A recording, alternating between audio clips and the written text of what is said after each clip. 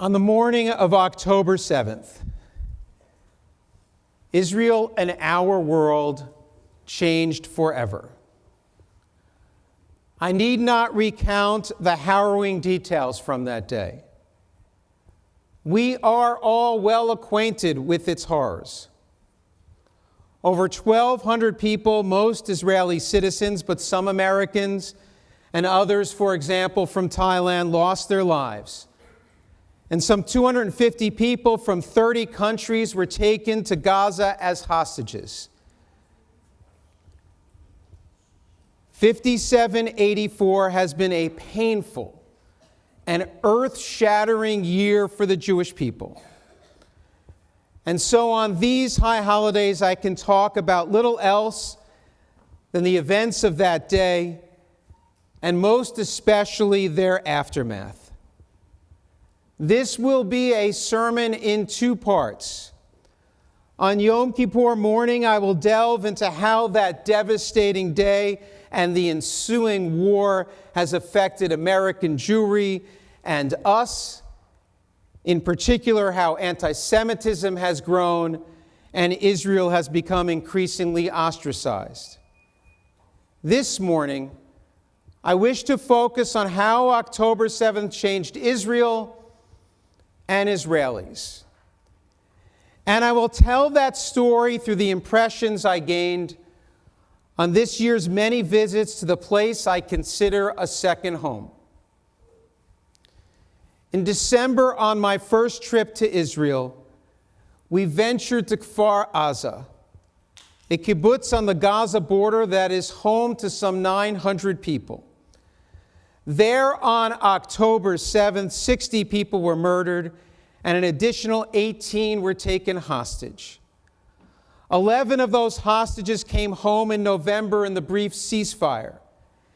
2 of those were later mistakenly killed by IDF troops in Gaza. The battle to retake the kibbutz extended for days. 50 soldiers lost their lives. We were led through the kibbutz by a young man who not only lost friends, but also battled Hamas terrorists. We walked along the paths now lined by destroyed homes on either side. The largest destruction was found to those homes ringing the edge of the kibbutz. It was here that the kibbutz's young people lived. The 20 and 30-somethings who tend to stay up late, sometimes partying, lived at a distance from other homes. Their patios were strewn with beer bottles and ashtrays, as well as turned-over chairs. It was hard not to imagine my own children sitting around with friends on a fall evening like that of October 6th, laughing and enjoying each other's company. Sukkahs remained on the porches 2 months after the holiday concluded. Fruit trees still bore fruit, but I could not bring myself to eat the oranges. Now the homes showed scars of fires and were pockmarked with bullet holes. They were emblazoned with pictures of those killed or those taken hostage. There were also Hebrew signs scrawled on the walls, some by the army indicating weapons cleared, and others written on earlier days saying dead here, and others emblazoned with a sticker from the organization Zaka indicating that it had concluded its work there and gathered bodies or body parts to be prepared for burial. Susie called me soon after concluding our visit to Kfar Aza. All I could manage to say was, "I love you. I can't talk now. It's too hard for words." Later that evening, when we connected, she said, "I saw some of the pictures other rabbis posted. I prefer the images created by writing than taking pictures."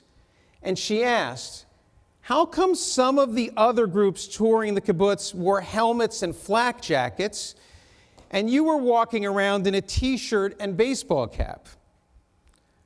Apparently, in the chaos that continued into December, tours were organized by the Prime Minister's office, the Army, or Kfar Aza.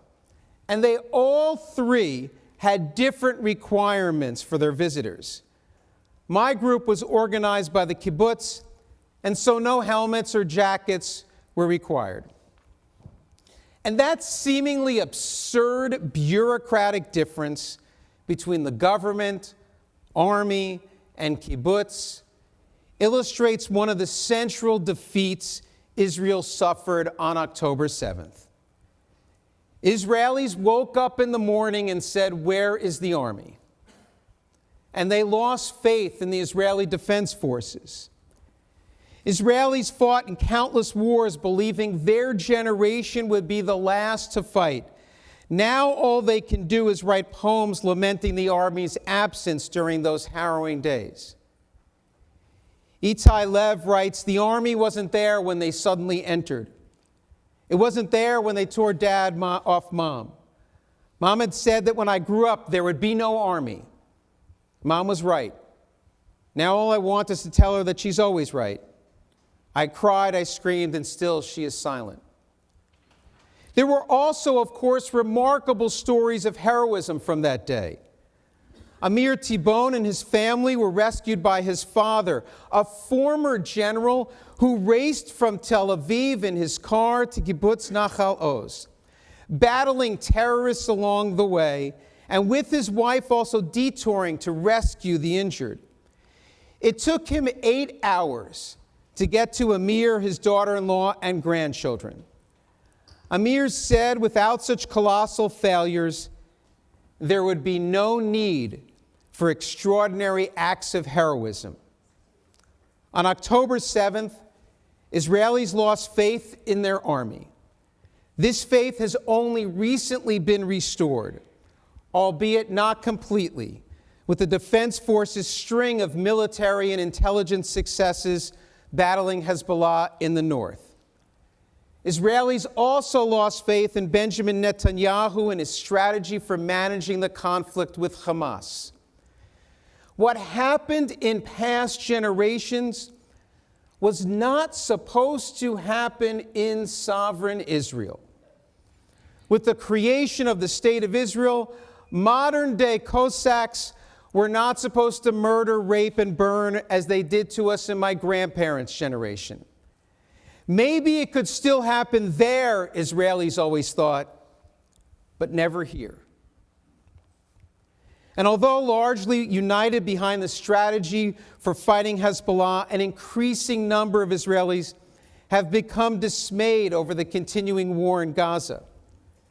Many Israelis have come to believe that the only way to get the remaining hostages home is by negotiating a ceasefire.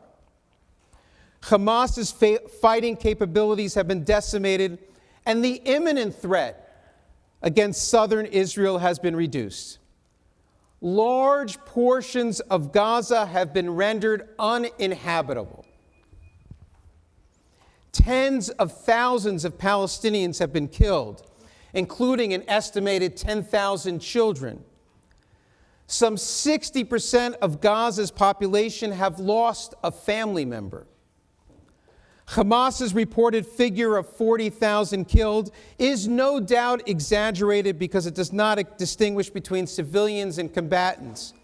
But for many, including myself, last month's murder of 6 hostages, only days before soldiers reached them, illustrated that a terrible choice must be made.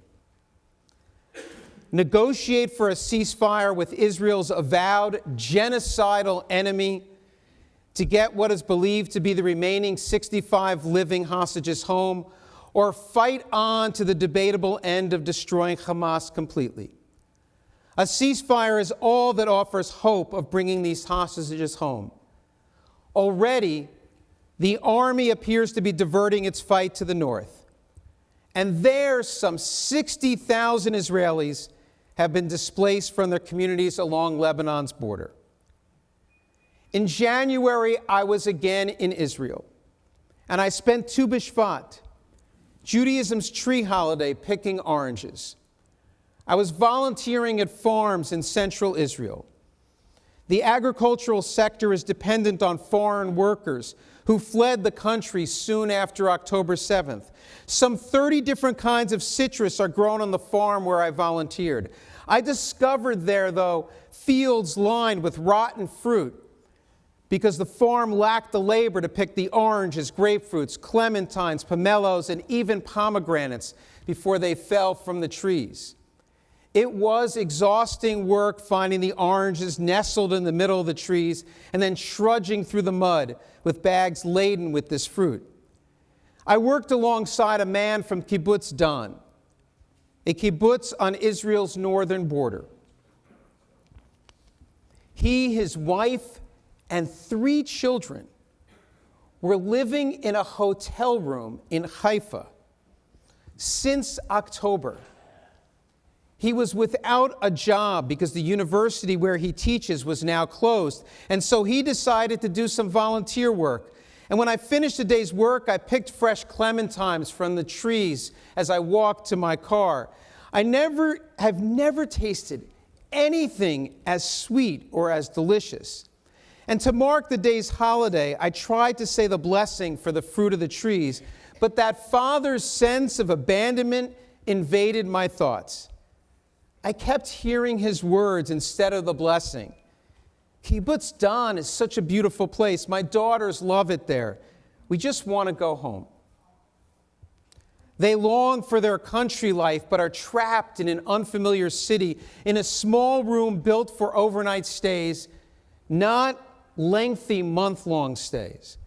And this story illustrates why Israelis are united behind the struggle against Hezbollah. Although very worried about the cost of a ground invasion that just began, they recognize that this may be a necessary fight. But here the stated goal is more limited. It is to push Hezbollah forces far enough from the border, deplete it of its most threatening missiles, prevent it from firing rockets into Israel, and most importantly, allow residents from the north to return to their homes. They recognize that these battles are all fights against Iran, as indicated by this week's missile strikes. But still, I worry about the ongoing cost to Israel's psyche and Israel's soul. Israelis feel abandoned by an indifferent world. They feel misunderstood.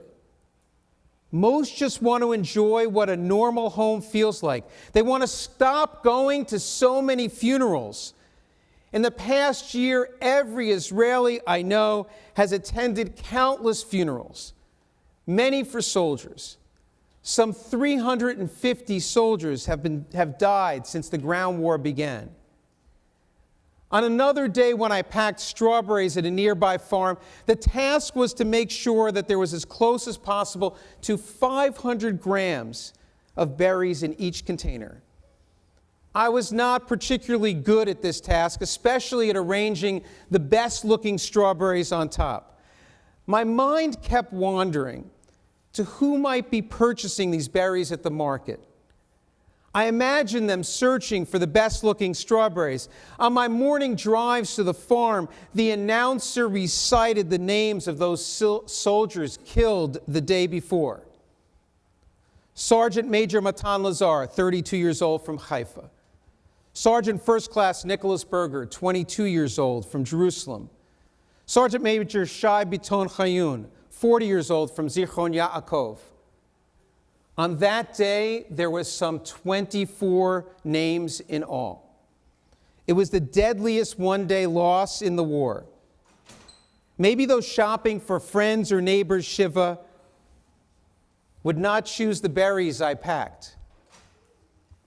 According to the great Jewish philosopher Moses Maimonides, it is a mitzvah to scream. Screaming, especially in pain, has its place, but this year I have felt that's all I've ever wanted to do. The world is on fire, and all I can do is scream. The psalm assigned to these high holidays begins with the words, "Out of the depths I call you, O Lord. O Lord, listen to my cry. Let your ears be attentive to my plea for mercy."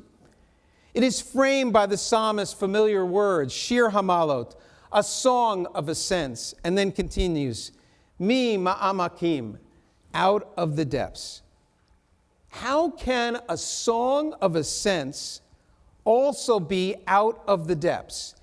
How can a song that is supposed to be uplifting begin from the worst possible place, this place of such profound pain? Shir Hamalot, a song. The Nova Music Festival was billed as a celebration of friends, love, and infinite freedom. The site is now a makeshift memorial to the over 350 festival goers who were murdered there. Steel flowers now stand in their place. Friends and family have built personal memorials throughout the fields and in the hardened bus shelters where festival goers tried to escape the onslaught. Burned out yahrzeit candles are everywhere to be found. I had never listened to psy-trance music before, but I find myself listening to Man with No Name more and more. It really does make you want to dance. Sometimes I have to force myself to dance. And maybe that's all we can do.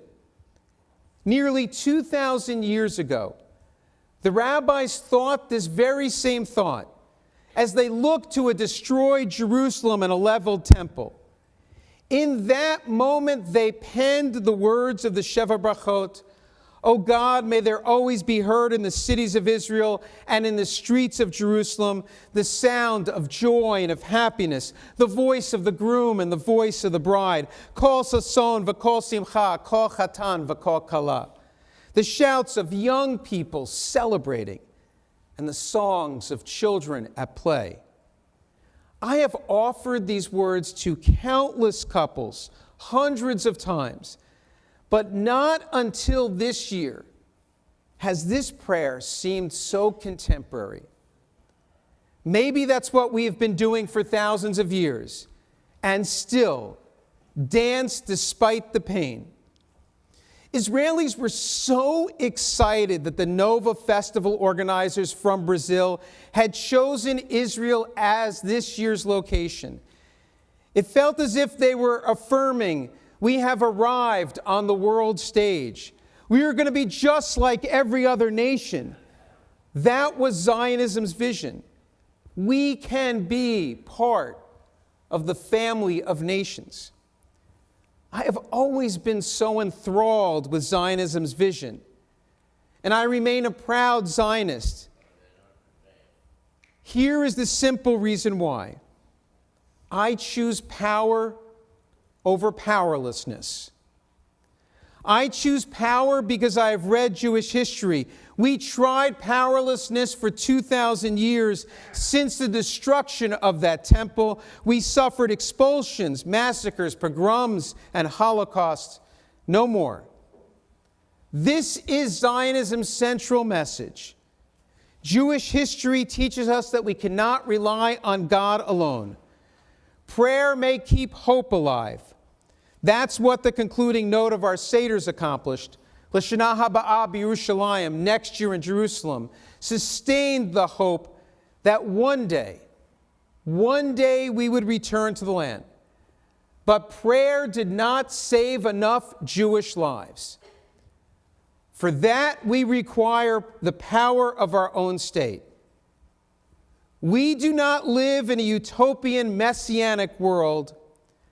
The world may not let us dance like everyone else, and therefore the Jewish people require power. But power is not perfect. Israel makes mistakes, and when the powerful make mistakes, as has happened in this past year, those mistakes have names attached to them. They have families mourning them too. To my conservative friends, I wish to say, we must not ignore these mistakes or excuse them. Collateral damage means human beings. They have names.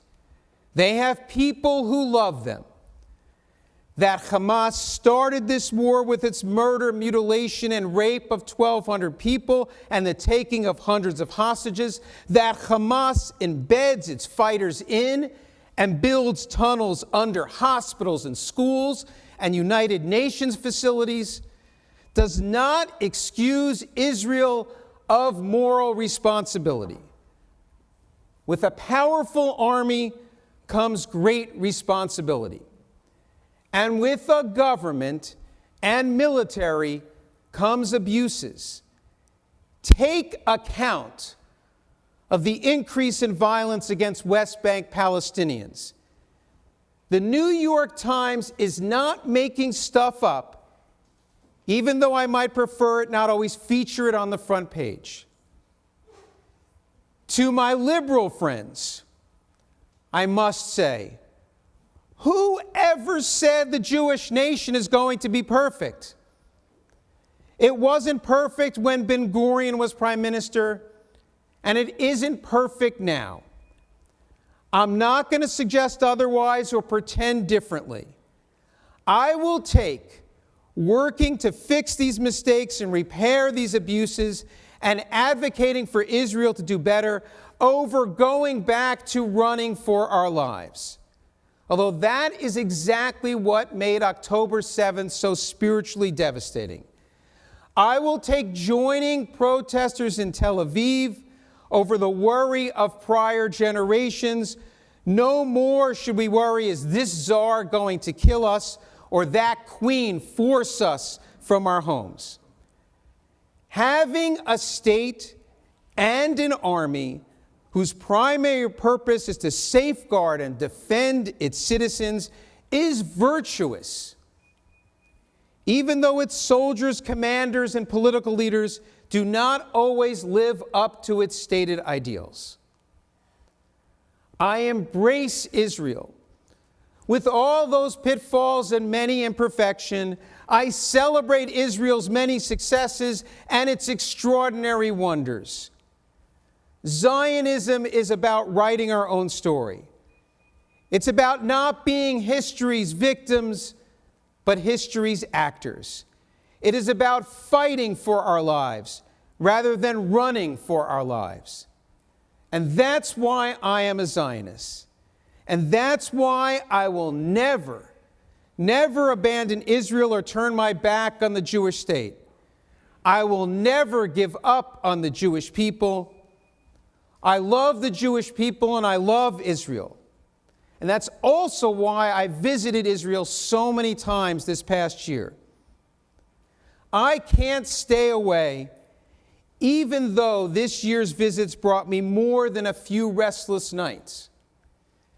To be candid, there are still evenings when I wake up in the middle of the night beset by visions of what I witnessed, especially during that first December trip. Picture this. It was at the Shura Army Base.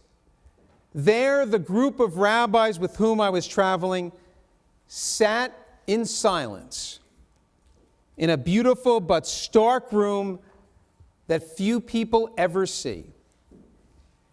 It is here where families say their last goodbyes to their loved ones in this agonizing war.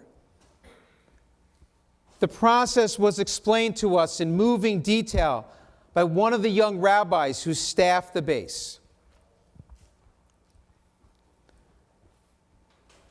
The body arrives here, and then we work quickly to verify the identity of the soldier.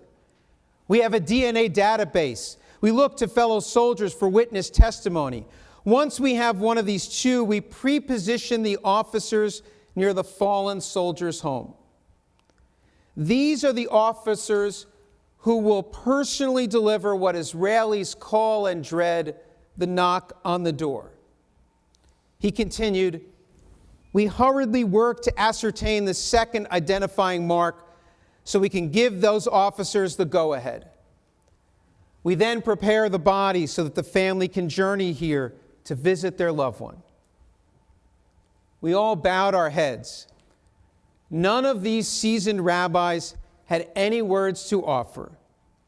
We just sat there on the very same benches where families sit nearly every day since October 7th, staring at this marble slab in the middle of the room, imagining the fathers and mothers, spouses and lovers, children and friends sobbing and screaming.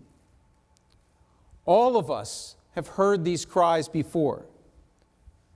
We have all heard the wails of those who have lost loved ones, of those who lost someone years before their time. But this young rabbi, who naively thought his army duties would only involve koshering kitchens, hears them every day and sometimes several times a day. And if you want to know what keeps me up at night, it is that worn look on this 30-something-year-old rabbi's face and his words. I tell my wife I'm okay, but she says, no, you're not. You're not the same. And that room haunts my sleep. And sometimes in my dreams, although not as much anymore as I would like, I imagine that there is a similar room for Palestinian and Lebanese children, where relatives and friends also come to say their last goodbyes. I try to remind myself, imagination is a necessary ingredient for compassion. Imagining the pain of others is what pushes empathy forward. It's what makes us human. The coarsening of our feelings is yet another victim in this unfolding tragedy. The lessening of my empathy for others is another of October 7th's victims. As anti-Semitic hate and violence grow, we turn inward and grow less compassionate about the world. Terror fills our kishkes with so much fear that we can no longer feel our own hearts. I still believe if we can only see our own pain, we lose our humanity. Then again, if we do not prioritize our own pain, we lose our sense of family.